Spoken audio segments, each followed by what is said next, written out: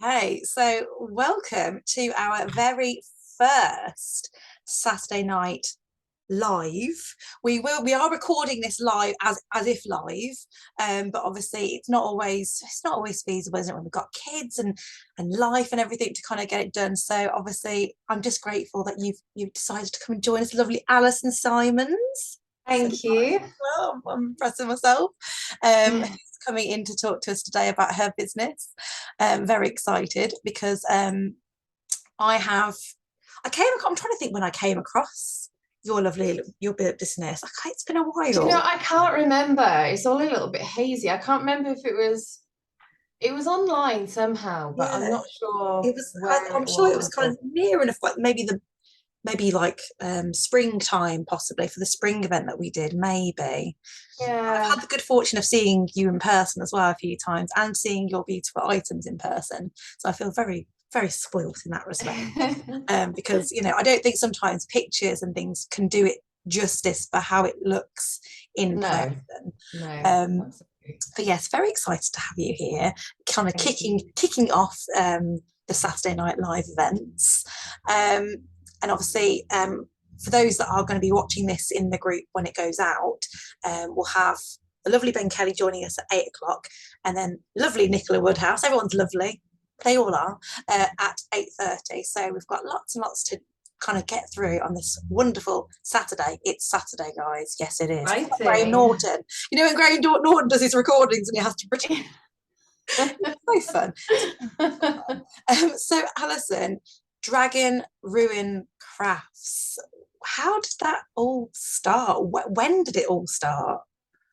Well, I guess it's gradually evolved over the last 2 years, really.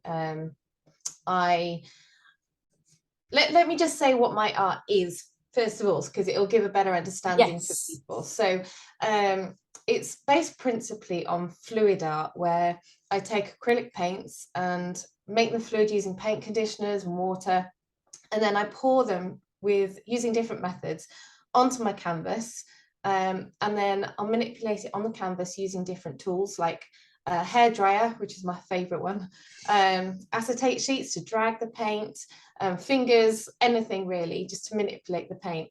And then once it's dry, quite often I'll go back into it and work into it with further details using traditional paintbrush and acrylic methods.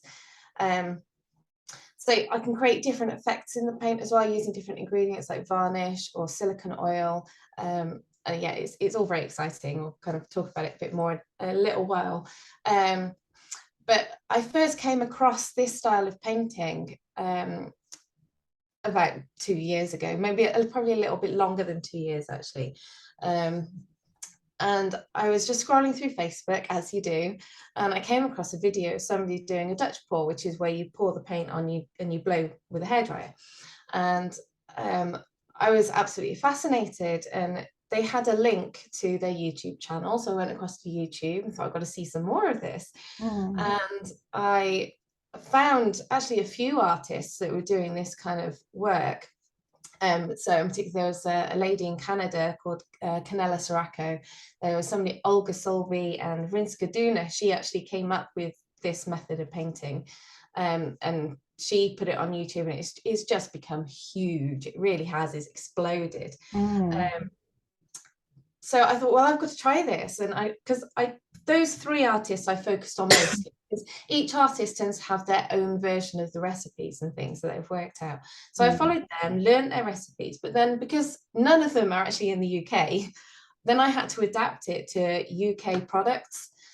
So I was experimenting, finding my own ways of making these recipes, finding the right ratios and things, Mm. and just experimenting. I was gonna say, it sounds like a science lesson, doesn't it? Like all the ratios. Well, it And is, it is, exactly. And I think that's why I like it. And my background is in neurophysiology. I am very scientifically minded. And so I love that side of this kind of artwork. But no, I think when I was learning about all of this, I was at a stage in my life where I had a craving, a yearning for learning and for creativity. I've always needed an outlet for my creativity. And for many years, I was actually fronting a rock band. I was a lead singer in a rock band. And I did that. I did that for, oh, it must have been 10, I think it was 10, 12 years we were together, produced a few albums. It was all very exciting, did lots of gigs and things. But then children came along, and that put a kibosh on that, really. So I was just dedicated to my time with my children, which is right, and it was exactly what I needed at that time. But then it came to a point where I needed that outlet of creativity again. I needed to express myself somehow. And so this came along at exactly the right moment, and I just put everything that I had into it. And then, so I was playing around with these paints and learning these paints, and then all of a sudden, resin popped up. And it's like, oh, that's another thing I can learn. And again, I was just fascinated by it, and I thought, oh well, it'd be amazing actually to be able to convert some of my art into jewelry and combine the both. And that's what I started to do, make some resin and art combined jewelry items. And then I started getting some positive feedback from family and friends, and saying that, you know, these are really nice products. And it was at the point where I created actually the dragon in the background. You can see it. Yeah. So that was a Dutch pour, again using the hairdryer to blow out the paint. And I was just going for abstract flames when I was painting that.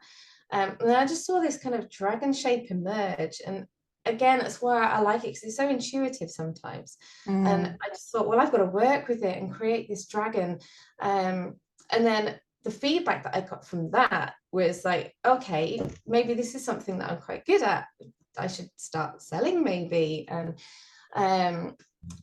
I started doing some more painting, just building up enough material so that I could go to a craft show.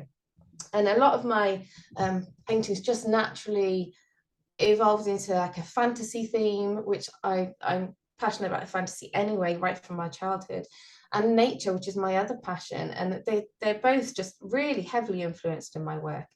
And I went from working in my kitchen on the kitchen table and driving my husband absolutely crazy with paintings drying all around the kitchen, to then being evicted to the garage. And so just surrounded by all the, you know, junk that you put in the garage and pretend isn't there. And then eventually, it was around that time as well that I thought, well, if I'm going to sell, I need a website, and I need social media business pages. So I started doing that and dabbling with that, had some support with some friends with that, and creating a logo. And then we moved house, and all of a sudden I had some studio space. And it was like, oh, I can do lots more with this. And so I built enough material to go to a craft fair, which I did.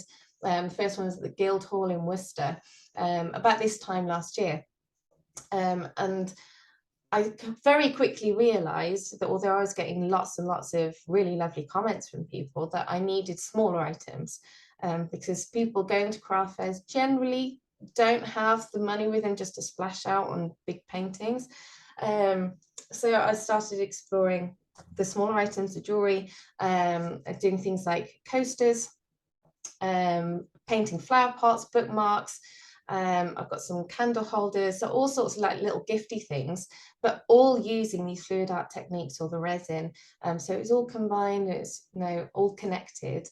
And then I started getting commissions in. So I've met my first client in one of those very first craft fairs actually, and he's already had 3 of my paintings. I'm working on another one for him at the moment.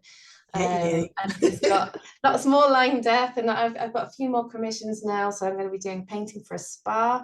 I've got some bathroom tiles that somebody wants. I've all sorts of things going on. So it's really exciting.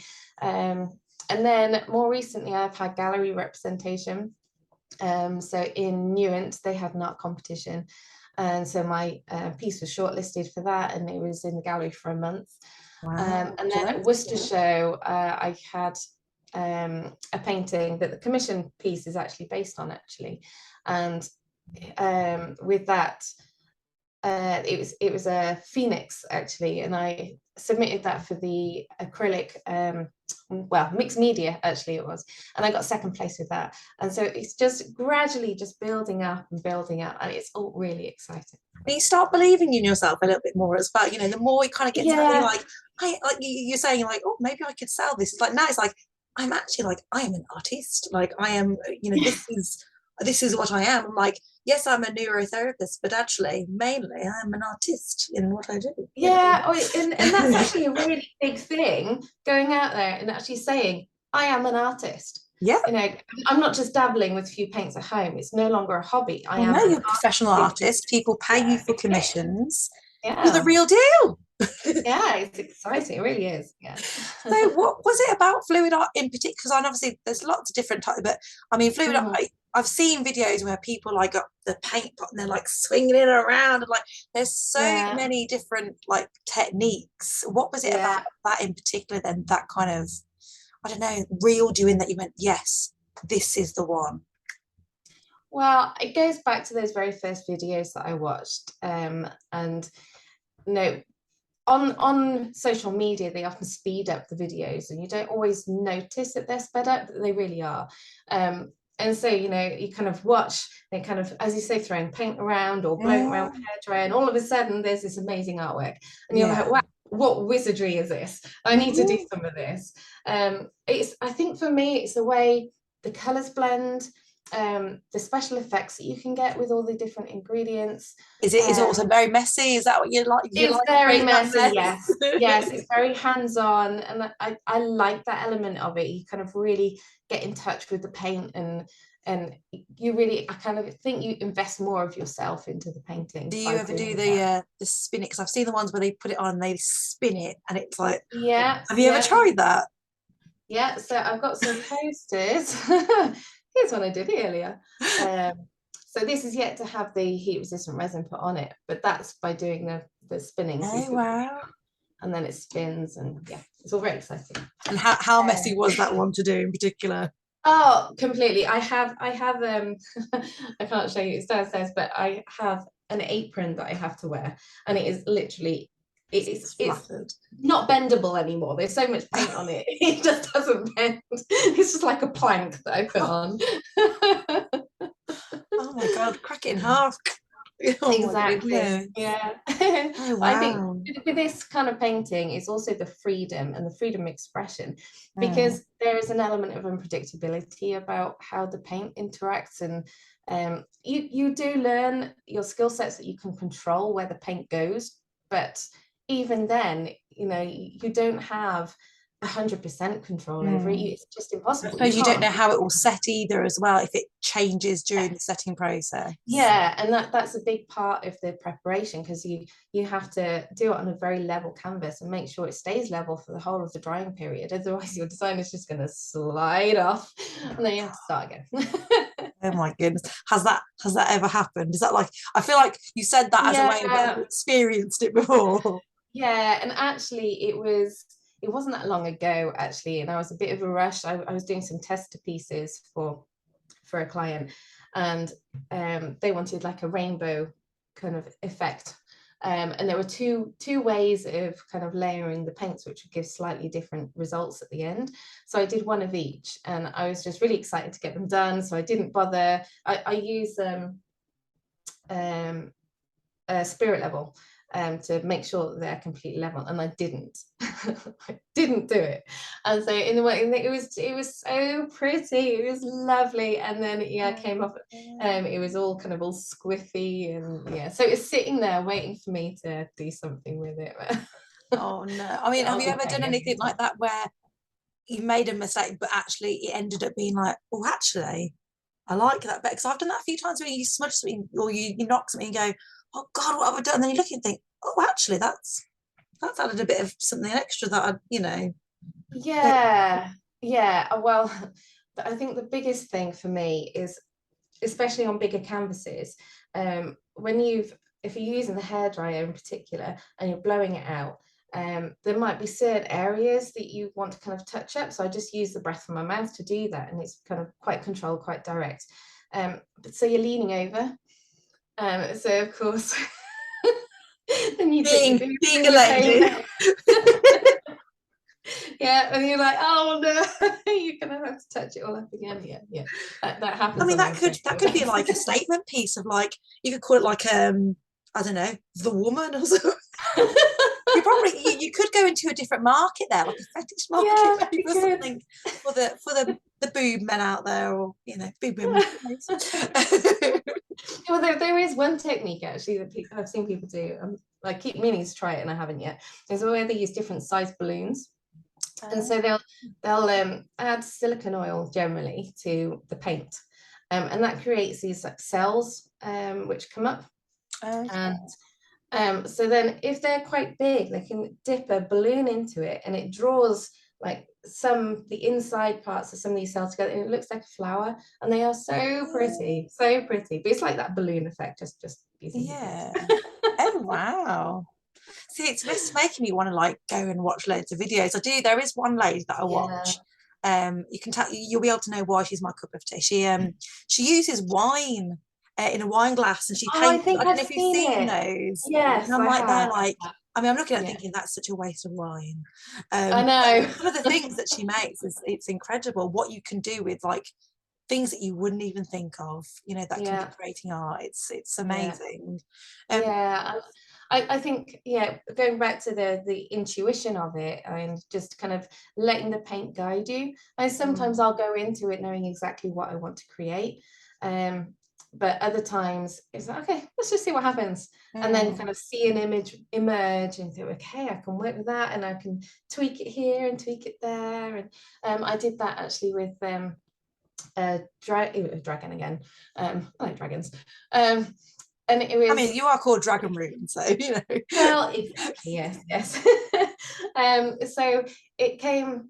It was a Dutch pour with a hairdryer again, only I was kind of almost like a butterfly blowing it out. And again, I was just going for a design with the paints blown out, and it was lots of metallic paints.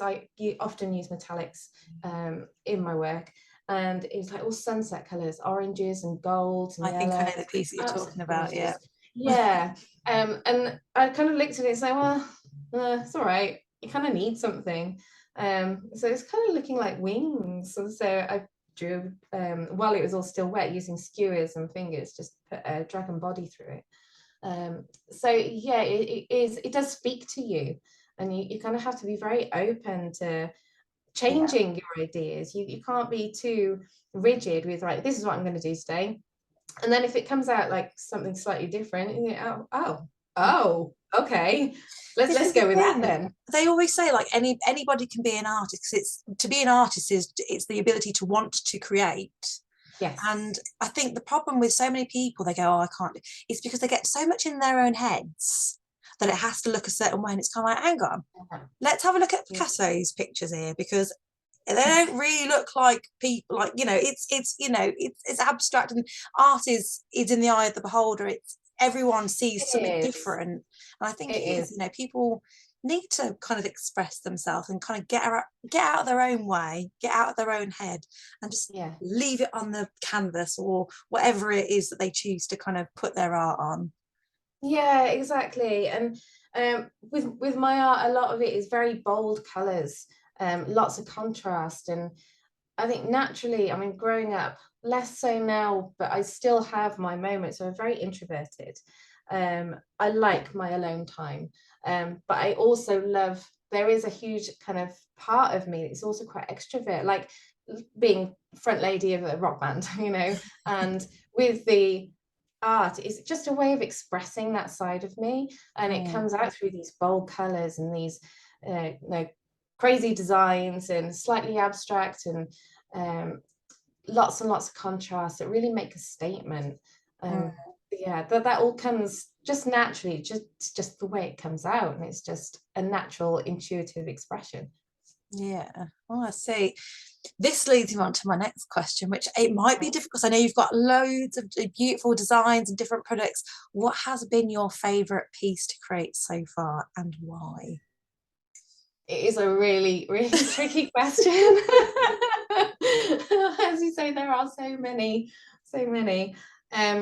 I think just because the way that the paint spoke to me and the intuitive way that it developed, and it was my first dragon that I painted, it has to be that one in the background. And what's the name of that piece? It's called Ignis Draconum, which means fire dragon. Yeah, so I was going for abstract flames. It came out as a dragon, but I'm gonna have to be a bit naughty here and say there are two. So the other one will be the one that I'm working on at the moment. And I'm pretty sure he won't mind me showing you, because it's a commission piece. It's this one. So this is a work in progress. Oh, wow. And this is the one I've put the most detail on so far. And I've just loved, because the background is so wild and it's so free. And then you've got this meticulous detail in the middle. And I'm just able to spend a long time, because I am a perfectionist. It is a flaw as well as a quality. But it does mean that I can have all that freedom with the background, and I can be meticulous and perfectionist on that middle section. So I'm really excited for that piece when it's done. Because they all like metallic colours as well running through it. Yeah. Beautiful. I love that shine. And is that going to have the resin on top as well?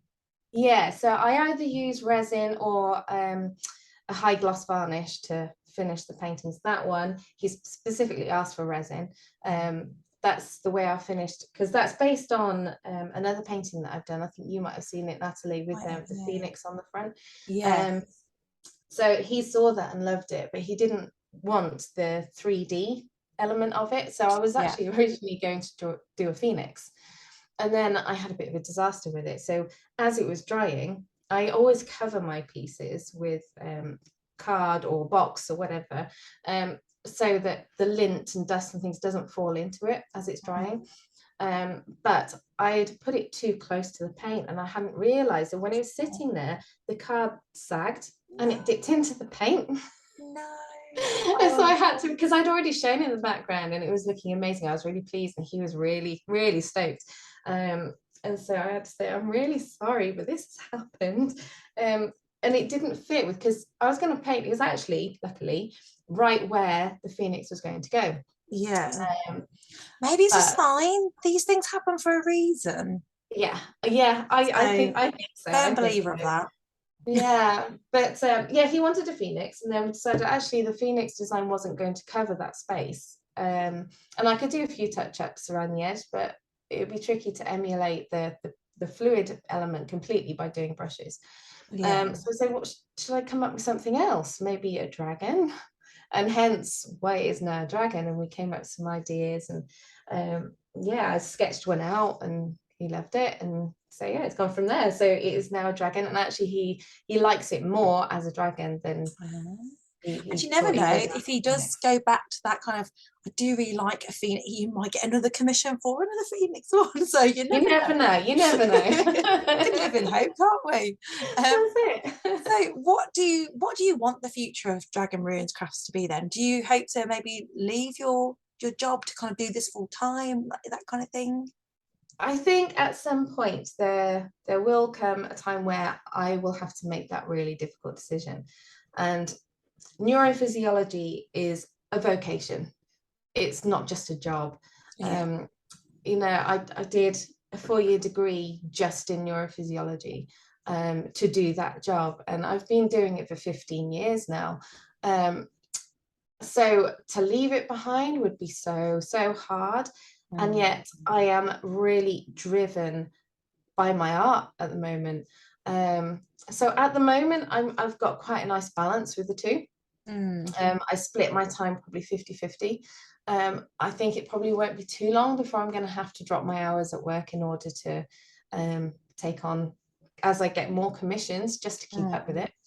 And I'm okay with that. That's fine. I will still have, because I have 2 long days with my neurophysiology and a half day. So I just drop my half day, which gives me pretty much a full day for my art. So that would work quite well.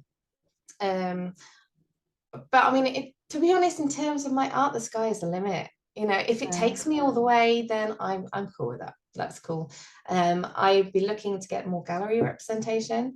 have had some interest, but I haven't been brave enough yet to, put it out there fully. But it is on the horizon, very, very close. And I have been invited to be part of the Herefordshire Guild of Craftsmen. So I'm going to be joining them very soon. So yeah, I think I'm just taking it as it comes, really, and seeing where it leads me. And to be honest, I'm quite happy to follow. It's exciting. And you know what, if you've got that passion for your your neurotherapy, I don't know a lot about neurotherapy, but obviously I know it's to do with the brain. That's as far as I go. Brain therapy.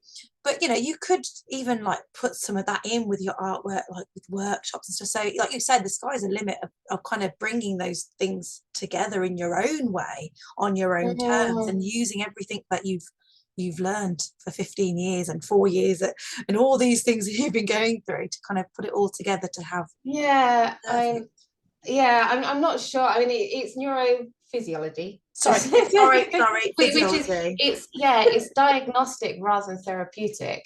So I'm not sure how that would really interact. But I mean, I have thought about taking my art and putting on a little craft stall maybe in the hospital, and then donate some of my earnings to the hospital. I have thought that.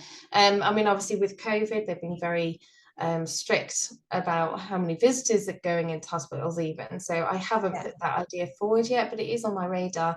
And actually the hospital I work at, we're actually going to be moving. They've built a new hospital, and so in 2024 we're going to be moving there, and they're very focused on the arts, and they've already said that they're going to have an art gallery. And they're going to have all sorts of art related things, because they're recognizing how important art is for mental health, just general well-being. It's such a vital part of human existence. Oh, absolutely. I know, because my one of my close friends, she actually was raising money for the dementia care to get music MP3 players for dementia patients, because music therapy, like all that kind of creative, it really helps with healing and therapy, and kind of bringing people down when they're feeling, there is so much. And I think we've had many years of the arts and all that kind of thing being like put down compared to other subjects and stuff, and actually it's kind of like, it is important. Thank you. It really is. It really is. I mean, there's been a huge focus just generally on mental health, and being aware of mental health and making it normal to talk about. And I think that's really, really good. There has also been a focus on mindfulness and kind of bringing yourself back to yourself and being aware of your problems and finding solutions. But there is also a huge importance on escapism. And now this is something that I really want to kind of bring to my audience, is that escapism through the fantasy, through the abstract, through the colors. And with a lot of my art, you see a lot of detail from further away, but actually unusually the closer you get, the more that you see. And you could be standing this far away from the painting and just suddenly realize so many more details in there, and just losing yourself like that into a piece of art just for a short time, just that little bit of escape, then just allows you to take a breath and then come back to reality just a little bit more refreshed, a little bit more prepared. And it is really important. And I think a lot of people maybe don't realize just how much it can influence how we feel, especially with the colors that we're looking at, and the designs, the shapes that we're looking at. It can really impact on your mood and the way that you look at things. It can completely change your perspective subconsciously. Absolutely. I know from looking at, like, when they look at branding and things, like, companies choose certain colors for specific reasons. So there is so much to kind of be learned from colors and those kind of things. It's all very interesting. I could talk about it for ages. It's just so interesting. So what would you say, like, since you started Dragon Rune Crafts, what's the biggest lesson that you've learned? Well, the learning curve for this whole venture has been huge. So aside from the obvious, learning the techniques and the experimenting,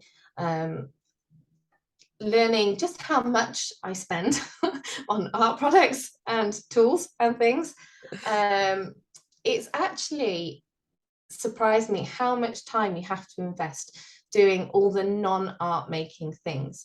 So I think a lot of people, when they think of an artist, think they're sitting down, they're playing with paints all day, making paintings, having a great time. And that is obviously a very important part of being an artist. But there's also all the other things like you're doing your accounts, keeping up with social media, doing your training, and your learning, communicating with clients, speaking with your printers, getting your designs right, speaking with galleries, just general organization. And it's a huge amount of that. And I've had to learn so many different roles in order to be an artist. It's quite incredible, actually. Yeah. Yeah, that's the thing, isn't it? The online world has opened up so much for small businesses, but it's also then so much more to do to keep up with the Joneses, as it's, you know, as so to speak. And it's not just a case of like, here's something I made, oh, I like it, and gets bought. It really is a process nowadays. Yeah, it really is. Yeah. So yeah, you know what, we'll always be continuing to learn as well. It's not just something that like, I've learned it now, I'm done. I say running a small business is the biggest self-development project you'll ever do. Yes, yeah, I'm understanding this. But actually, I like it. I mean, it's not always fun to sit and do your accounts, but actually having all of those different skill sets, I'm enjoying. You know, I've always had a yearning to learn. I always need something new to be exploring. And so yeah, I'm really enjoying this journey for that reason, because I'm learning how to be all these different roles as well as being an artist. Well, thank you very much. Thank you so much for sharing all that with us. I feel like I'm just getting to know more and more about your business and about your journey and neurophysiology, not therapy. Physiology. Physiology. Oh my God, I can't even get it right when I'm trying to get it right. It's terrible. I blame my brain. It's just, it doesn't work sometimes. Maybe I need to see you for that. That happens to the best of us, doesn't it? Maybe I need you. But yes, so we'll be able to see your showcase on the 11th of October. So you'll be sharing all of your lovely products, artwork, and obviously letting people know how they can purchase from you. Before we sign off, I'd love to know if you've got a small business that you'd like to give a shout out to. Yes, I really like Alison's fairy garden, her little Alison Meach. Alison Meach, her fairy houses and things. They're absolutely beautiful, and it's so detailed. They're amazing. That's all I can say. They're just incredible. So you've got to look out for her. Yes, and it's when you look inside them and you notice that she's actually put like the picture, that they've got pictures on the walls and like, you know, like proper lights, everything. Like, oh my God, like I'm going to look and there's like a book by the side of the bed or something. Like, there's so much little intricate details. It's like you say, it's art, isn't it? You can really go to town on those details. To look from the outside is amazing, and then you go even closer, like you say, and there's even more. So you've got a lot in common as artists, just in, you know, different art forms. Well, thank you so much for joining me, and we'll see you all soon. Bye. Yes, looking forward to it. Bye.